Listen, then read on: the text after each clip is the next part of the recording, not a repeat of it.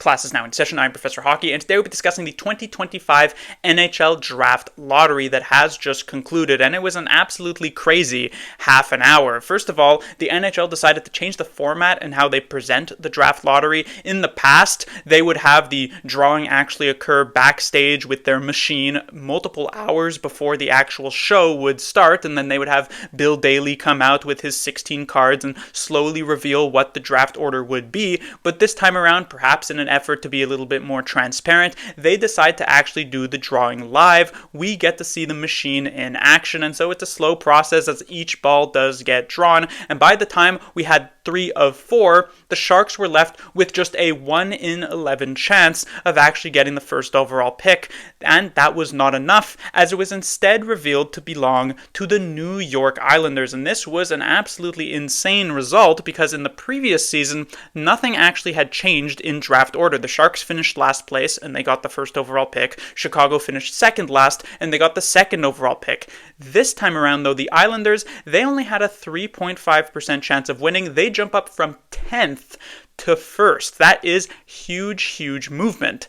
That bumped everybody down one, and so the Sharks now could only finish as high as 2nd, which they also do a drawing for. And this time around, when there were 3 balls chosen, the Sharks actually had a 4 on 11 chance to win with one of their combinations, but also a 2 on 11 chance on top of that, so a total of 6 on 11 to win with another team's combinations, because as we know, the draft lottery rules state that a team can only move up a maximum of 10 spots. And this rule ended up being very good for the Sharks to have, and truly showed the value of what comes out of finishing directly in last place. Yes, it's nice to have the most amount of combinations that move in your favor, to have the 18.5% chance, but it's that extra 7% chance that is added on top of it, where those other teams win the lottery but can't actually move up as high, because it is not the Sharks who get the second overall pick. It is belonging to the Utah Hockey Club, but because they had finished 14th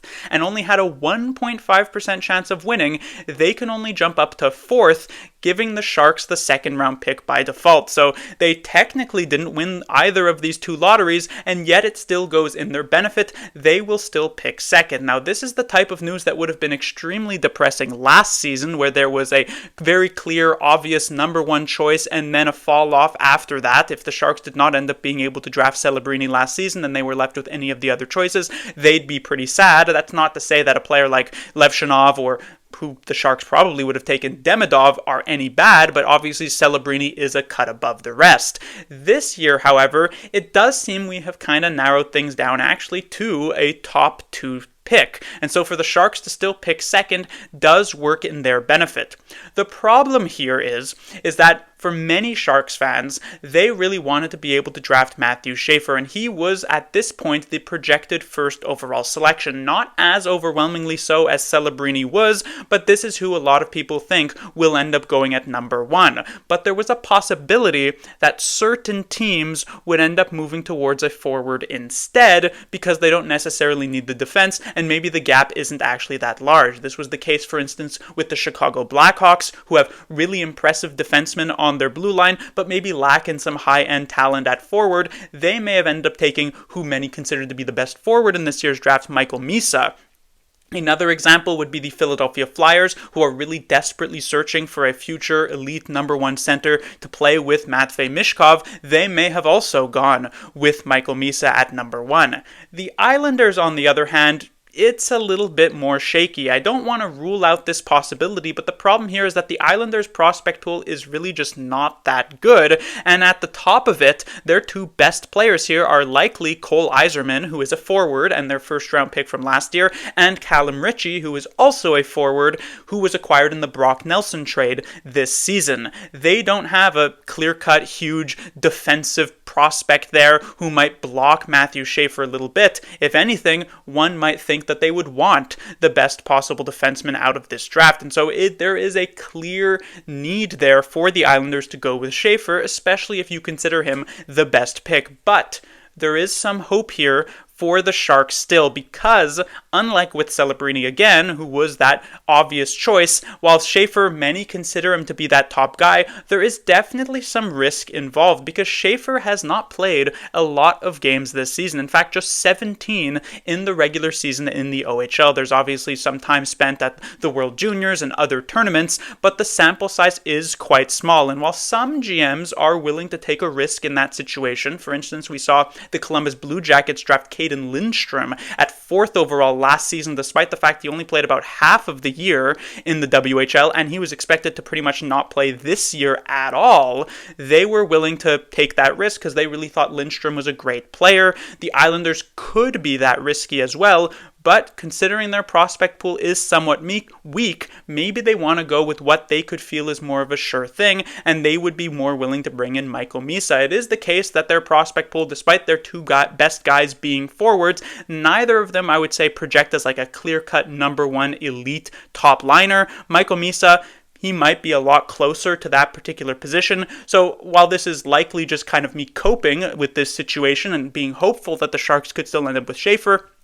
I will say it is not a 100% guarantee, like if the Sharks ended up picking second last year and they would have obviously missed out on Celebrini. There is a possibility of the situation occurring. But even if Schaefer does go at number 1, the Sharks at number 2, it is expected that they would end up taking Michael Misa. Many believe that he is the current best forward available in this year's draft. It wasn't the case at the start of the year. James Higgins was obviously involved in that conversation. In fact, he was the number 1 guy just a few months ago, but as this season has progressed and Higgins has kind of slowed down a little bit with Boston College and Michael Misa has completely dominated the OHL, that has pretty quickly flipped over.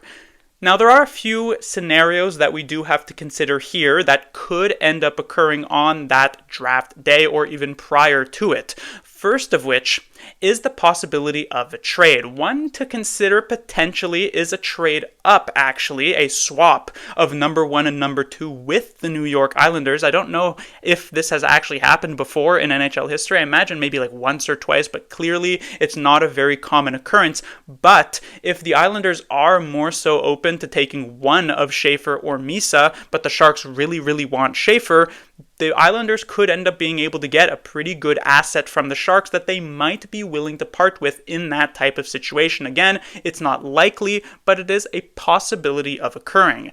The maybe slightly more likely scenario would be a Sharks trade down. As we know, the Sharks, they do probably want a defenseman out of this draft.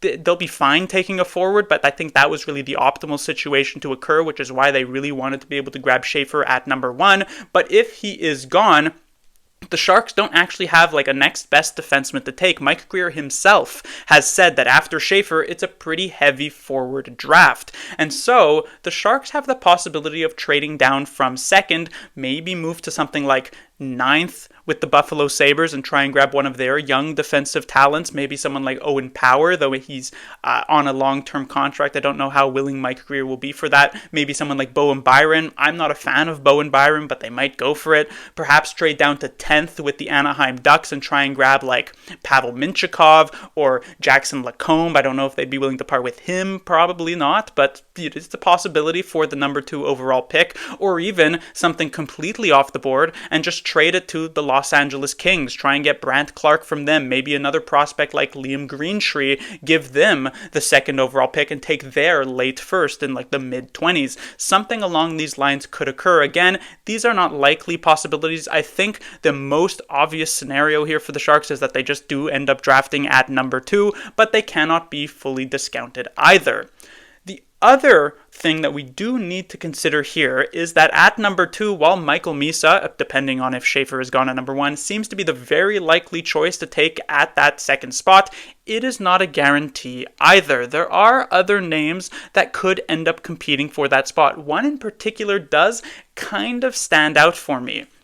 We have seen Mike Grier be kind of very keyed in on trying to address the size issue with the Sharks, and we have seen Ryan Warsofsky, the Sharks head coach, also be very kind of focused on this. He himself actually gave an interview near the end of the season where he mentioned how they need to bring in more size and that is the plan moving forward. And the two best prospects right now on the Sharks at forward are Macklin Celebrini and Will Smith. These are not small players, both of them are 6 feet, but they're obviously not the most physically imposing. Celebrini has a little bit of snarl to his game, but even then he's not going to be the one to throw a bunch of hits out, and definitely Smith isn't going to be doing that either. Now Michael Misa is also relatively big at over 6 feet, but he doesn't quite have that physicality and that snarl to his game. There is a prospect at the top of this draft who does fit these needs, and that is Porter Martone. Now Misa is a center, and you can never have too many centers, but he's not a natural one. I do know prior to this season he actually was playing on the wing, so this transition is a recent occurrence. And on top of that, we also know that the Sharks really want to have Will Smith eventually end up as a center with the team. They plan on transitioning him to that role going into next year. They want that 1-2 punch of Celebrini and Smith, so they might be slightly willing to go for a winger. And I'm not saying I want this, right? This is very important to mention. If it came down to Misa and Martone and I had to make the decision, I would absolutely choose Michael Misa, but I will say that we cannot remove this possibility that Grier will be so focused on trying to bring in someone who can bring more physicality and can be more of an imposing figure on the ice. He might try to take someone like Martone at number 2. Again, we cannot forget that as a possibility moving forward. But generally, I would say this draft lottery has ended up not the best, obviously, for the Sharks, but not in the worst situation either. The movement was quite crazy. Islanders fans are ecstatic. Utah Hockey Club fans are ecstatic. And the Sharks, they have to be relatively excited with the fact that they end up getting that second overall pick. As I said, if all things go as expected, that number 1 or number 2 was really the prime position to be in, and the Sharks are number 2. Class dismissed.